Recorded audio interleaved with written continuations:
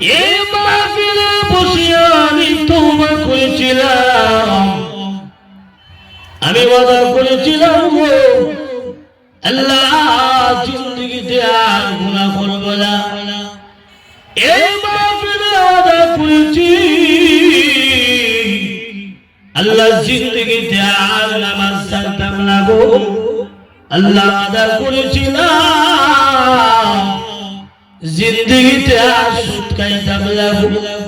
আল্লাহ ওয়াদা করেছিলাম মা বাবাকে কোনদিন বলতাম না গো। আল্লাহ এই জন্য যদি আপনি আমাকে ক্ষমা করে দেন, আল্লাহ আমি আপনার জান্নাত চাই, আর কোনো কিছু চাই না। আল্লাহ রাব্বুল আলামিন বলবেন রে ফেরেশতা যাও এই মুহূর্তে আমি আল্লাহ ঘোষণা দিলাম আমার বান্দাকে জান্নাতের মেহমান বানায়া দাও। আল্লাহ ইচ্ছা করলে পারে, আল্লাহ তো পারে, এটাও আমার দিল জানি, আমরা মানতে পারা। আল্লাহ যে মাফ করে দুনিয়াতে তওবা করলে এটা জানি, জানার পরে কিন্তু মানতে পারি না। কিয়ামতের ময়দানে খান আল্লাহ